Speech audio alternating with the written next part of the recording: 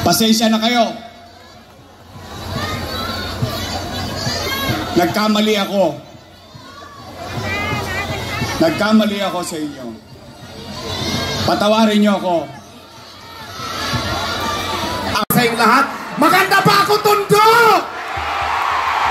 Mga itsosera, kahit hindi. Alam niyo ba kanina, alam niyo ba kanina pa ako umaga dito sa Tondo, naikot ko na yung buong Tondo. Ang gaan-gaan ang loob ko sa taga-Tondo kasi feeling ko ang dami kong kamag-anak dito. Alam niyo kung bakit? Ang dami kong kamukha nandyan. Joke lang po. Hi po mga sir, magandang gabi po sa inyong lahat. Magandang gabi po mga madam, sir.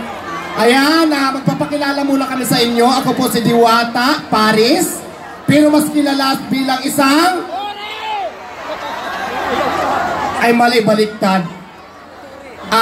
Ako pala si Dio Balbuena, pero mas kilala ko bilang isang... Diwata Paris. Ayan, maraming salamat po sa inyo lahat. Suportahan niyo po ang Vendors Party List dahil ang ganda po ng advocacy. Marami mga vendors dito. Ayan, tama. Marami tayo dito. Suportahan po natin at ibuto po natin ang Vendors Party List dahil makatulong talaga ito para sa ating lahat. Diba? Siguro naman alam niyo na kung bakit ako nandito ngayon sa Vendors Party List. Dahil para magkaroon naman tayo ng karapatan yung lahat naman nininda dito para mayroon tayong malalapitan. At syempre, kasama ko ngayon ang first nominee ng Vendors Party List. Kasama ko ngayon si Tita Malolipana para mas maintindihan natin kung paano makakatulong sa atin ang Vendors Party List. So ayan, tawagin ko na si Tita Malolipana. Magandang gabi po sa lahat na narito ngayon. Hello!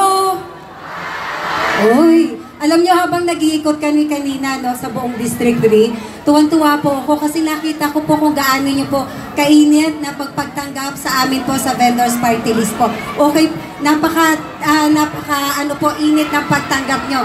O diba, ang saya? Kaya nga. Pero alam mo, ramdam na ramdam ko po kung gaano nyo po kamahal ang ating Yorme. Agri po, palakpakan naman po dyan. Mahal naman natin si Yorme, no? Kay Mayor Isko Moreno Dumogoso, no? So, palakpakan naman dyan. Sino ang magmamahal kay Yorme? Lahat sila siyempre ang dami. O, kita mo? Lahat ng nandito nagmamahal sobrang sa kanila. Sa yung Yorme's palakpakan. Choice. Pero sana po, kaya po ako nandito ngayon, hihingi rin po sana ako ng konting pagmamahal lang din po para sa Vendors Party List. Okay po ba yon? Uy, nakaka-touch naman. Thank you po. Ayun, kailangan ko lang po sana ng konting tulong, konting pagmamahal po, na sana po, suportahan nyo rin po sana ang Vendors Party List po. Konti lang naman, di naman po na.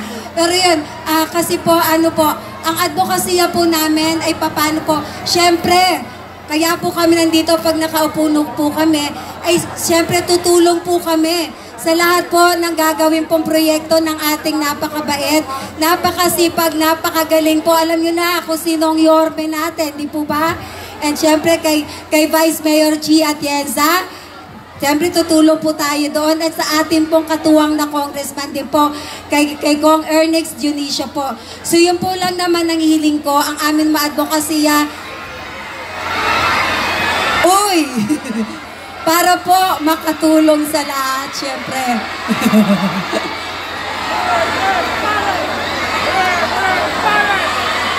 Ano? Salamat. Okay po. Muli po. Basta party list. Vendors. Di na tayo nagkaintindihan.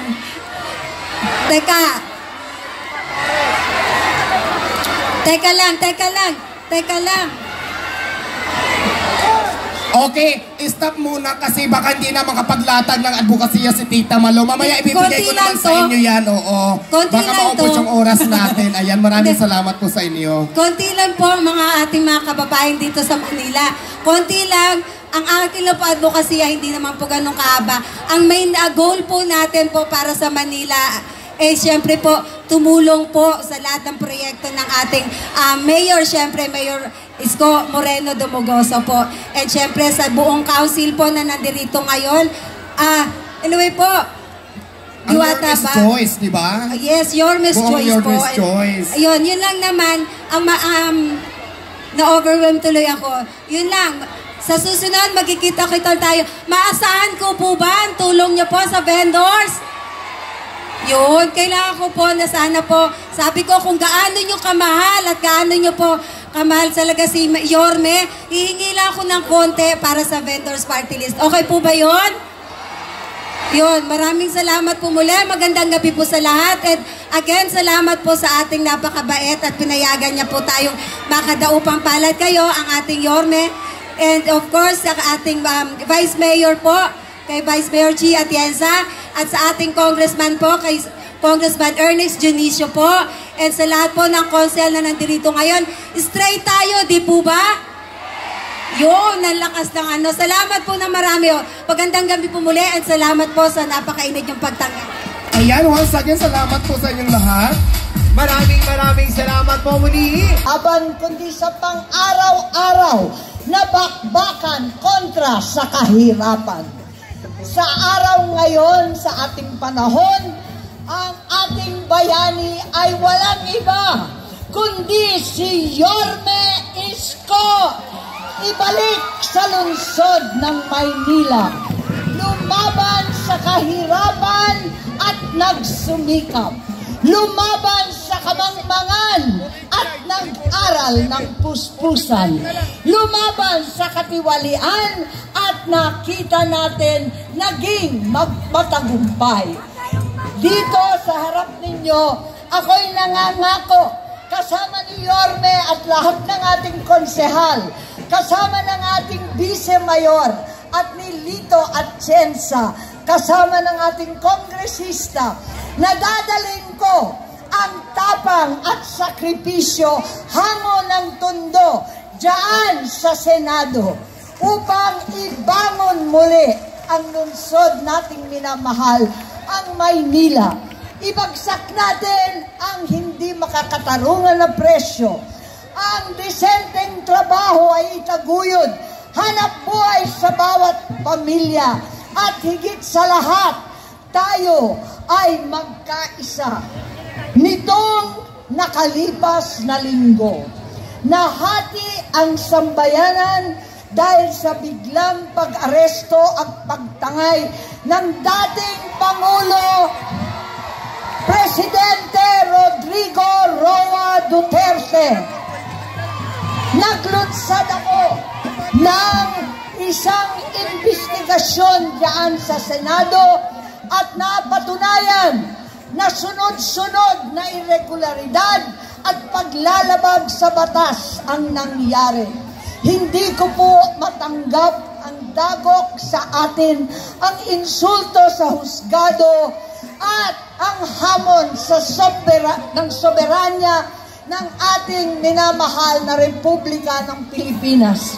Kumalas na po ako sa alyansa at ako'y narito upang magkampanya ng mag-isa. Ngunit hinakap ako ni Isko at lahat ng konsehal ng Maynila. Maraming salamat sa inyo dito sa Tondo.